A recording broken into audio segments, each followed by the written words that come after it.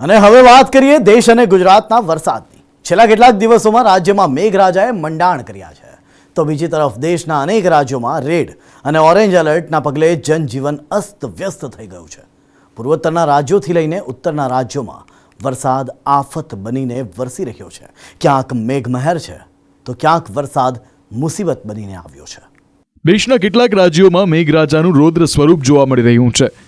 પૂર્વોત્તરના રાજ્યો પાણી થઈ રહ્યા છે, તો બીજી બાજુ ઉત્તરમાં વરસાદ આફત બનીને વરસી રહ્યો છે। ભારતના મોટાભાગના રાજ્યોમાં વરસાદ પડી રહ્યો છે અને કેટલાક ભાગોમાં ભારે વરસાદને કારણે જનજીવન ખોરવાઈ ગયું છે। હિમાચલ પ્રદેશના ભાગોમાં વરસાદ ચાલુ હોવાથી રાજ્યના 15 રસ્તાઓ બંધ છે। એવામાં આઈએમડીએ ઘણી જગ્યા માટે રેડ એલર્ટ જાહેર કરતા ચિંતાના વાદળો ઘેરાયા છે। દિલ્હીમાં ભેજવાળી ગરમી લોકોને ઘણી પરેશાન કરી રહી હતી, પરંતુ શનિવારે વરસાદ બાદ લોકોને રાહત મળી છે। 14 જુલાઈએ હવામાન વિભાગે છત્તીસગઢ, ઓડિશા, ગુજરાત, કેરળ, કર્ણાટક, નાગાલેન્ડ, મણિપુર, મિઝોરમ, ત્રિપુરા, ગોવા અને મહારાષ્ટ્રમાં ભારે વરસાદની ચેતવણી જાહેર કરતા તંત્ર પણ એલર્ટ થઈ ગયું છે। આઈએમડીએ મહારાષ્ટ્રના દરિયાકાંઠાના જિલ્લાઓ માટે રેડ એલર્ટ જાહેર કર્યું છે, જેમાં 14 જુલાઈએ ભારે વરસાદની ચેતવણી આપવામાં આવી છે। સાથે જ થાણે જિલ્લા માટે ઓરેન્જ એલર્ટ અને મુંબઈ માટે યલો એલર્ટ જાહેર કરવામાં આવ્યું છે। હવામાન વિભાગે આગામી 3 દિવસ સુધી ઉત્તર પ્રદેશના અનેક જિલ્લાઓમાં ભારે વરસાદની આગાહી કરી છે। હવામાન વિભાગના કહેવા પ્રમાણે આગામી 3 દિવસ સુધી વરસાદની સંભાવના છે। આ સાથે કેટલીક જગ્યાએ વીજળી પડવાની પણ ચેતવણી આપવામાં આવી છે। હવામાન વિભાગે આગામી 5 દિવસ સુધી ઉત્તરાખંડ, હિમાચલ પ્રદેશ, ઉત્તર પ્રદેશ, પૂર્વ રાજસ્થાન, જમ્મુ કાશ્મીર, લદ્દાખ, પંજાબ, હરિયાણા, દિલ્હી, પશ્ચિમ રાજસ્થાનમાં ભારે વરસાદની ચેતવણી આપી છે। ઉત્તર પૂર્વના રાજ્યોની સાથે સાથે ગુજરાતમાં પણ એક સાથે 3 વરસાદી સિસ્ટમ સક્રિય થઈ છે। હવામાન વિભાગના જણાવ્યા પ્રમાણે ઓફશોર ટ્રફ અને વેસ્ટર્ન ડિસ્ટર્બન્સ સક્રિય થયું છે। આ સાથે જ સાયક્લોનિક સર્ક્યુલેશન હોવાથી રાજ્યમાં એક સાથે 3 વરસાદી સિસ્ટમો સક્રિય થઈ છે। હવામાન વિભાગની આગાહીને પગલે સુરત, વલસાડ, નવસારી, તાપી, દમણ દાદરા નગર હવેલીમાં ઓરેન્જ એલર્ટ અપાયું છે, તો મધ્ય ગુજરાતમાં આણંદ, વડોદરા, પંચમહાલ, છોટાઉદેપુર, દાહોદમાં યલો એલર્ટ અપાયું છે। આ સાથે જ ડાંગ, બોટાદ, ભાવનગર, અમરેલી, ગીર સોમનાથમાં પણ યલો એલર્ટ આપવામાં આવ્યું છે। જ્યારે રાજ્યમાં 2 દિવસ બાદ સૌરાષ્ટ્રમાં વરસાદનું પ્રમાણ વધશે, જેને કારણે 5 દિવસ માછીમારોને દરિયો ન ખેડવાની પણ સૂચના અપાઈ છે। फिलहाल की स्थिति के अनुसार रेड अलर्ट कहीं नहीं दिया गया है अगले 5 दिन तक, लेकिन ऑरेंज अलर्ट दिया गया है। डे 1 में गुजरात रीजन में दिया गया है, जिसमें कि दादर नगर हवेली, दमन, वलसाड़, नवसारी और सूरत हैं। डे 2 में इसके साथ साथ भारूच, डांग और तापी में भी ऑरेंज अलर्ट दिया गया है।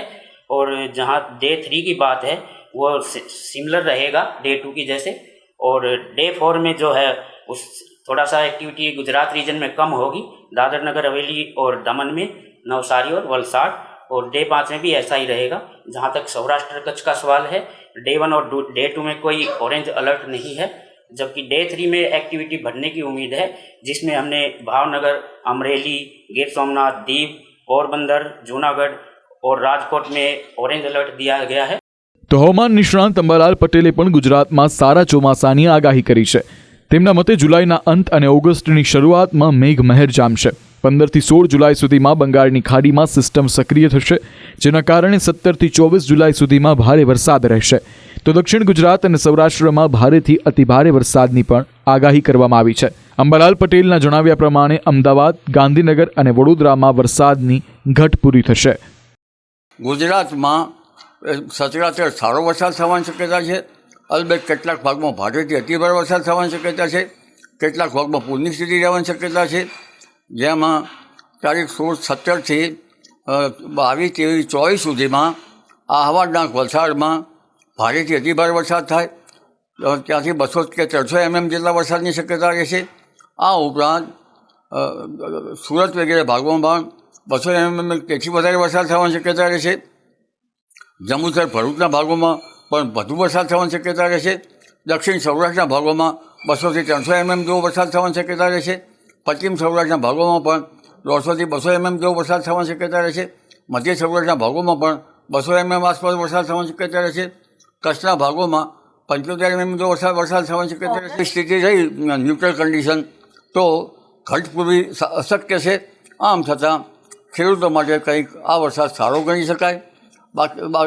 અલબત્ત જુલાઈના બાકીના દિવસોમાં અને ઓગસ્ટમાં સારો વરસાદ આવે તો ઘટ પડી શકાય, પરંતુ લા નિનોની કન્ડિશન જો બને તો ઓગસ્ટની આસપાસ તો ટ્રેડ પવનો આવે વેપાર વાયુ તો આ ઘટ પડી શકાય.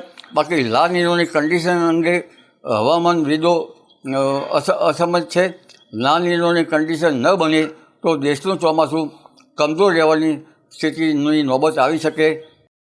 હાલ તો દક્ષિણ ગુજરાતથી લઈને ડાંગ અને મહારાષ્ટ્ર ગુજરાતની બોર્ડરને અડીને આવેલા જિલ્લાઓ તરબોળ થઈ રહ્યા છે.